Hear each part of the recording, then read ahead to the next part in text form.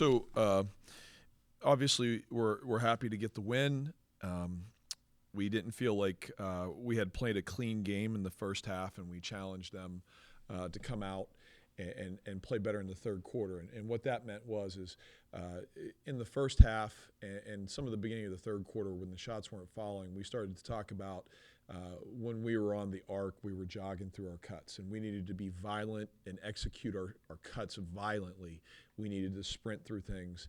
And then when we did have the ball in our hands, we needed to attack space. And once we started to do that, that's when our lead really started to become larger later in the third. And then, some people made some shots. This is a great team win from Laya Soleil early in her success to Precious Johnson late in her success. Fatu making threes early, Tess making threes late. And then Libby and Meg, our 2 point guards, rebounding the ball and being 10-1 assist to turnover ratio for the game. Just a really good team win overall. And so we challenged our kids that, I think we've beaten Mason a fair amount over the years. And we told our kids this is not the Mason team that anyone knows. These are all new kids. They don't know the history of the series. And they're scrappy and they're tough and they're gritty. And they were going to give us their best shot, and they did. Kudos to Coach Vanessa. She's got that program on the right track. Dan, how much, you mentioned the second half, when they execute what you guys are calling for and they can see the response and see that instant gratification, with where this team is at now, how important is that procedure for them? Well, it feels a little bit different. But, Sunday's going to be a really big test because LaSalle is very well coached, and they play to their system very well. Right now, things are feeling a little bit different. We're not playing perfectly, but we're in a situation where we continue to take positive steps forward. And those positive steps are listening and then executing the game plan. At halftime, I challenged Precious to not pick and pop on everything, but instead pick and roll, and then not to wrestle with smaller defenders, but get low. Don't stand there like the Statue of Liberty. I told her low man wins, low woman wins. So post low and wide so you have that lower base. And that's what Precious did, and Precious had a lot of success in the second half. It's starting to feel a little different. You mentioned the success throughout the game. Laya early, Precious late, Fatu early, and Tess late, and then going back and forth to Megan and Libby. The last time I believe you and I talked, this was after the Lafayette game. You were talking about how this team was coming off injuries and you were still trying to find that flow and everything. Now you've got a good number of players to rotate in. There's a lot more of a flow with this offense. Does it feel like now you're turning that corner? It's the same question I asked Fatu and Precious. Does it feel like now everybody's turning the corner because you're having enough players contribute and the identity is more set in stone? Yeah, I don't like to call it turning the corner as much as we continue to take steps and progress forward. And we were doing that even when we had tough losses. Now those losses are wins. So in a sense, we're turning a corner. We're taking a little bit bigger steps. We had very limited personnel in November. And in some ways, we still have people that our seniors in Libby and Hallie and Laya still have, nagging injuries that are, it'll be hard for Libby to walk tomorrow. When you play 38 minutes with the knee that she has, it's going to be awfully tough for her tomorrow. And that's why, if I can get her out for a minute or two here and there, we want to keep her mileage down as much as possible. But we have a good core of 8. Our first sub every game for the last 3-4 games has been bringing Hallie, Amaya, and Precious off the bench. And I feel really good with bringing those 3 into the game and keeping our 2 guards that are playing well. And then I've tried to insert either Anaya Walker or Natalia into the game a little bit to play with some veterans to give them a minute or two and give our veterans some rest and see if they can have some success with us. And that's probably what we'll continue to do. Libby was a basket short of 1,000 for everything that was going on with this game. And it wasn't like there were bad looks that just weren't falling. But for her to still contribute 3 assists, 8 rebounds, she was still getting other teammates involved. I know I asked you this literally sitting outside here, but for the record, what does this say about Libby as a teammate, the fact that she's able to look past everything going on with her and still get other people? She was 1 for 9 and didn't shoot the ball well. But you're talking about 8 rebounds, 3 assists, 1 turnover. But the bigger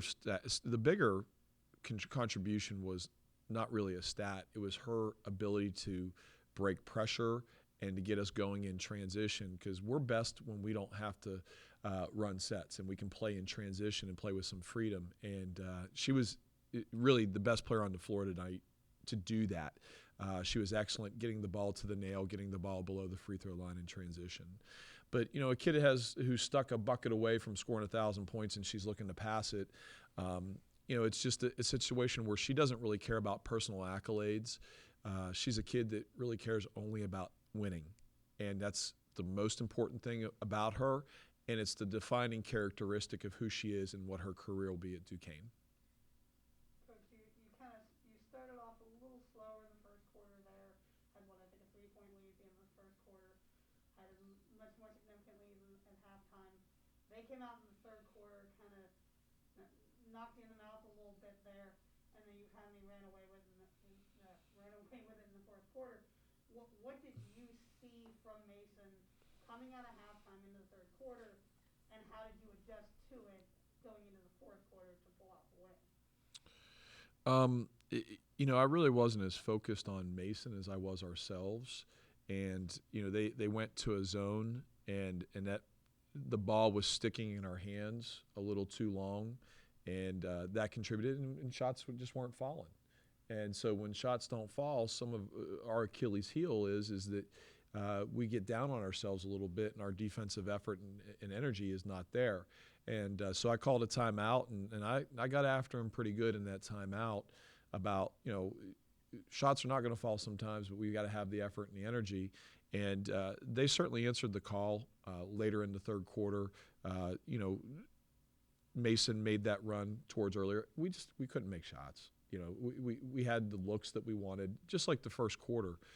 We had wide open look after wide open look, and they didn't go down. Precious Johnson was 0 for 2 today from the 3-point line, and that's atypical for her.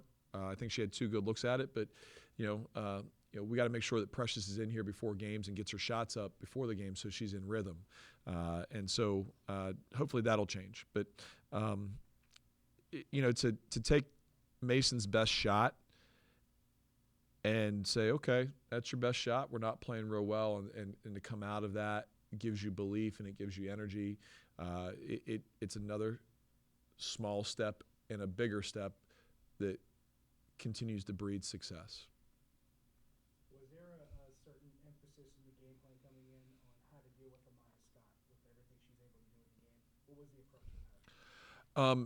I said to the players, because Stasia King and I did the scout on this one, and it's usually our assistant coaches, but Stasia, our video coordinator, and I did the scout, and really Stasia did the majority of it, and she did a great job. We talked about the Scott girl as being arguably the most athletic player in the league. She is bouncy, and she's a super athlete, but with that, she also plays really, really hard. I thought we played really good team defense against her. There's one possession that I would have liked to have had back in the second quarter where we didn't have enough ball pressure on her, and we had 2 other people near her, and she just elevated up over Precious and made a 15-foot jumper. And what we talked about at halftime was, if you're going to help on that, understand she's not going to pass it. She's certainly not going to pass it to someone on the wing or in the corner.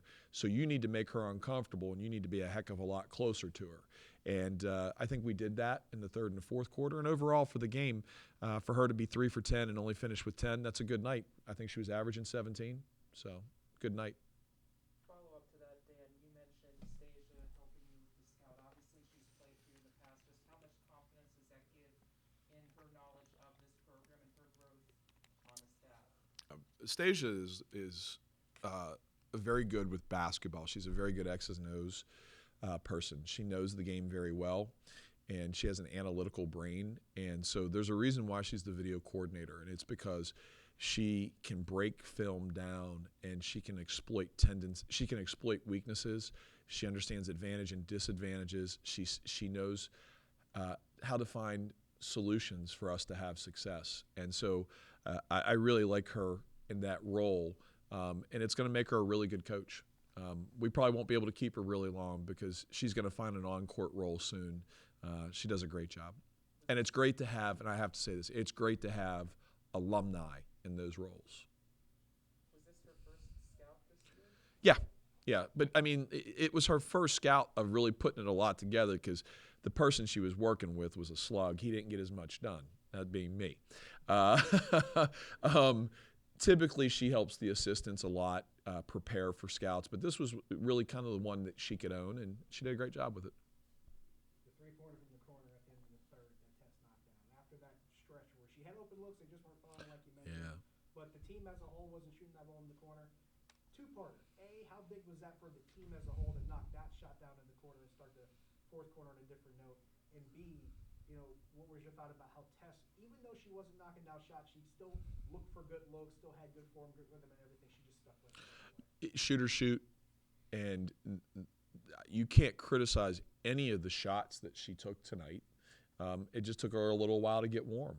I mean, she had open looks, and they were all good shots. My only criticism of Tess tonight was on the one turnover where she was just over one stride over half court, and she threw it cross court to Fat Two on a bad pass. And what I told her there is everyone in the gym knows you're the best shooter in the gym. Drive it hard to the top of the key, and you're going to suck all of that defense in. And now it's a shortened pass, and Fat Two is wide open in a shot-ready position, and you have a much better opportunity. And so that's a great learning point for her. And,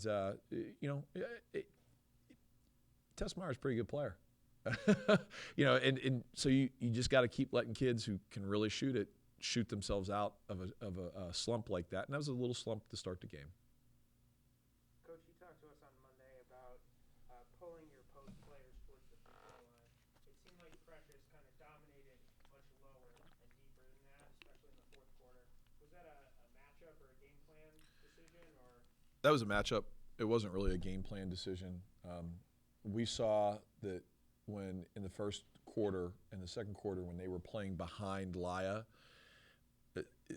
you do that at your own peril when you're playing one-on-one against Laya in the low block, especially with someone of equal size. She can get her shot off, and when she crab walks, in other words, takes a dribble and then a second dribble, and she moves the defense then shifts and has to move, and she has that spin back or she has the hook. She's very, very hard to stop there.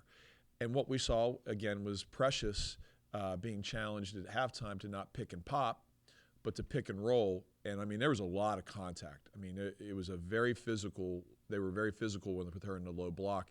And she took a lot of pounding and still scored. And I'm really happy because two of our young people in Tess Myers and Precious were able to not maybe start the game well, shooting the ball, but finish the game shooting it very well. And that breeds confidence for them. Thank you. I appreciate everybody being here, and I appreciate you supporting women's basketball. Thank you.